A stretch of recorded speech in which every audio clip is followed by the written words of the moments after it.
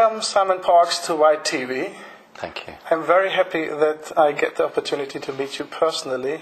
I'm a huge fan of yours. I saw everything on YouTube and the internet, and it's always fascinating, mind-boggling to get your information. And I was flabbergasted that you also know about mind control, which is one of White TV's main topics, the banking reform and the mind control. And when I started White TV, I said banking is the most important. Then all those TIs, the target individuals, came to me and said, please take it up. Nobody does. And I thought it is worse to be a slave under mind control than to be a slave under the banks, only an interest slave. Because if you pay interest, you're still a human. But when mind control is too much, then you leave that level, and that's not good. And I see that there had been a change in the technology. In earlier times, even Egypt and so on, they made horrible torture, especially to children, so that they compartmentalize the mind. Then they have a kind of hypnosis and trigger words, and so they can steer. And nowadays, they don't need that any longer. They have implants and beam scalar waves to the implants and the commandos, or they have your blood, your DNA, which is an antenna for scalar waves, beaming, sending and receiving, and then they make it that way. And there I saw that you are talking about etheric implants also. So could you brief us a little bit about the world of the implants? Okay, I will just... I agree with everything you've said, Henning. Everything you've said is correct. But in the high-end families on this planet, the physical torture is still used because it is seen as part of the bloodline tradition.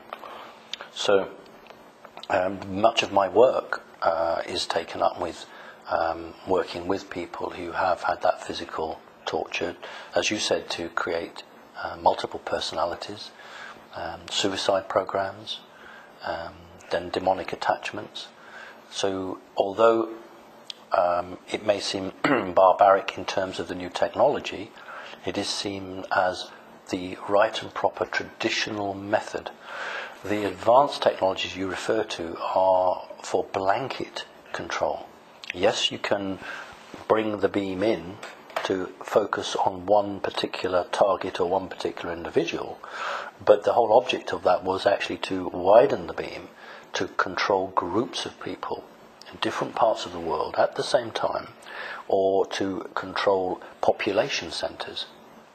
So the technology that existed now for the last 15, 20, possibly 25 years, in terms of the application of it, because the knowledge has been there for a very long time, that is seen as a wide-scale weapon, not an individual weapon.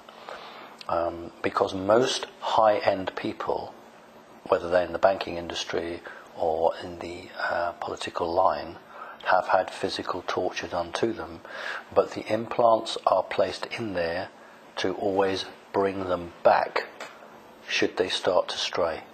So with the implants, there are two sorts of implants, physical and non-physical. Within the physical, there are two types, human created and alien created. Within the etheric or the auric, there were until very recently only one sort of implant, which was an alien implant. But now the humans have that technology as well, and they can do that. Not all implants are harmful. I have many people who come to me and ask for an implant to be taken out. But before I'll do that, I need to check that it's a harmful implant. Interesting. Because there may be a person has a heart condition and some force has placed an implant to make sure they don't die. There are other implants which are not good, but we have to always make sure before we decide to take something out that it's actually going to be the right thing to do. Dr. Lear was a very well-known surgeon who removed physical implants. And I don't know the method that he used in terms of deciding whether one was good or bad, but certainly these were small black objects, smaller than a grain of rice. I always talk about grain of rice. They're actually smaller than a grain of rice. And what they do is they grow DNA tissue from the person around it, so that when that is placed into the individual, the body doesn't reject it. And gives energy to it. Well, what it does is it grows connections and neurons through the DNA material to physically touch the metal part of the implant, so that the implant then has connection to the spinal cord, wherever it's placed. You see, you can't just put an implant into somebody. There has to be what they call an interface between the implant and the individual. So the body of the individual, it's the law of the universe. The body has to accept it. So it grows. Right. I have a shop. This is how universal law works. If I have a shop and I sell things, I could stand outside the shop and shout that I've got an orange for sale, but it's much better if you knock on the door and come in and say, I'd like to buy an orange. So what happens is the body grows the neurons through and connects to the implant, so that in the universal law, the body came to the implant, so the body wants the implant. It's very much like people often say to me, why don't the good aliens throw the bad aliens off? Why don't they throw the bad people off? And the answer I give them they don't like. And the answer is 1% of the human population controls 99% of everybody else. So there's a rule that says, you lot, you 99%, you must want this. Because why did you allow 1% to control you? So you must allow it. And that is why lots of good aliens won't come in, because until human consciousness rises and rejects this 1%, we don't get the full amount of help. So this runs through everything that the higher law works on. So with an implant, the reason the body doesn't reject it is because, first of all, it sees it as part of itself. And the reason that the bad guys say that they have a right to implant people is because the body is growing into the implant and accepting it. So that's the argument they use. Of course it's wrong, but that's the argument they use. So a wide range of implants, doing everything from monitoring somebody, checking their body through satellites, or psychic control where they are at any time, able to give them a migraine, able to make them just faint straight away on the ground, able to make them change their mind, give them video pictures or straight pictures or words or voices in their head. It's really quite fascinating. From a professional standpoint, it is, but from a human standpoint, it's evil, it's disgusting, and it has to stop.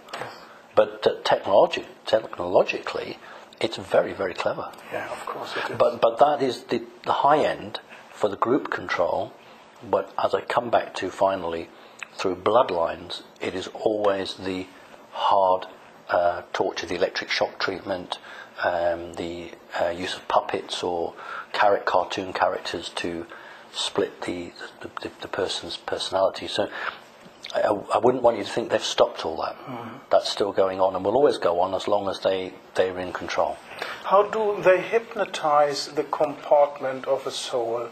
Is it usually... No, they're not hypnotizing the soul at all. It's the brain. They cannot control the soul. You cannot control the soul. Yeah. You can imprison the soul, but you can't destroy it or control it. Okay. It is the organic brain that is being compartmentalized.